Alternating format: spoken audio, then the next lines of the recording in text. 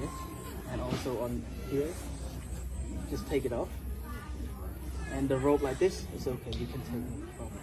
ស្ត្រីជនបរទេសម្នាក់ទំនងជាជនជាតិវៀតណាមត្រូវបានអាជ្ញាធរឲ្យដូរគ្រឿងអលង្ការខ្លះនៃឈុតដែលនាងក្រុងរបៀបសម្លៀកបំពាក់ថៃវីដេអូខ្លីមួយដែលបង្ហោះលើគណនី TikTok ដែលទំនងជាជនជាតិវៀតណាមបានបង្ហាញឲ្យឃើញស្ត្រីមួយរូបក្រុងឈុតរបៀបឈុតបុរាណថៃដើរនៅបរិវេណអង្គរត្រូវបានអាជ្ញាធរមានសមត្ថកិច្ចប្រចាំនៅអង្គរវត្តណែនាំឲ្យដោះចេញនូវគ្រឿងអលង្ការមួយចំនួនដែលនាងពាក់ដូចជាក្បាំងខាងមុខនិងខ្សែកដែលមើលទៅមានរចនាបថរបស់ប្រទេសជិតខាងនោះ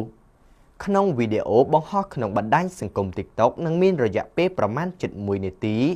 ដំបូងឡើយបង្ហាញឲ្យឃើញស្ត្រី2នាក់ដែលមានម្នាក់រាងខ្ពស់ស្លៀកសម្លៀកបំពាក់អាវផាយឆែកជាឈុតខោអាវវៀតណាមចុះពីលើឡានក៏ដូរសម្លៀកបំពាក់ចេញ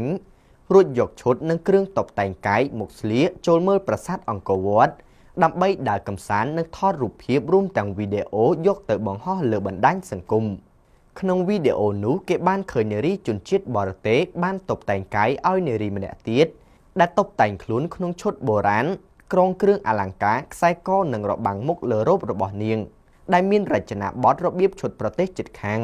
បន្ទាប់មកក្នុងវីដេអូដដែលគេឃើញមន្ត្រីអាជ្ញាធរជាតិអប្សរាបានណែនាំស្ត្រីខាងលើឲ្យដោះចេញនៅឈុតខ្សែកនិងរបាំងខាងមុខដែលនាងបានដាក់ចងជាប់ចង្កេះធ្លាក់មកគ្របខាងមុខឈុតរបស់នាងវីដេអូខ្លីនេះទទួលបានការចាប់អារម្មណ៍ពីមហាជនអ្នកប្រើប្រាស់បណ្ដាញសង្គមដែលបានធ្វើការចែករំលែកតៗគ្នានិងបានសម្ដែងការត្រេកអរនិងសប្បាយចិត្តជាខ្លាំងក្រោយឃើញមន្ត្រីអាជ្ញាធរជាតិអប្សរាបានណែនាំស្ត្រីជនជាតិវៀតណាម2នាក់មិនឲ្យស្លៀកសម្លៀកបំពាក់ឈុតរបៀបប្រទេសថៃចូលទស្សនាប្រាសាទអង្គរនៅក្នុងវីដេអូដដែលគឺមន្ត្រីអនុញ្ញាតឲ្យនាងដើរទស្សនាក្រោយព្រមដោះចេញនៅផ្នែកខ្លះនៃគ្រឿងតុបតែងកាយរបស់នាងដែលមិនមែនជារបស់ខ្មែរទន្ទឹមនឹងនោះក៏មានមតិមហាជនអ្នកប្រើប្រាស់បណ្ដាញសង្គមជាច្រើនសម្ដែងការខឹងសម្បារនិងមិនពេញចិត្តផងដែរក្រោយឃើញស្ត្រីជនជាតិបរទេសក្រុងឈុតមិនត្រឹមត្រូវចូលក្នុងទឹកដីដ៏អច្ឆរិយៈនិងមហិមាអស្ចារ្យនៃប្រាង្គប្រាសាទបុរាណខ្មែរអង្គរវត្តដែលជាសម្បត្តិកេរដំណែលដូនតាខ្មែរនិងជាបេតិកភណ្ឌពិភពលោកនោះ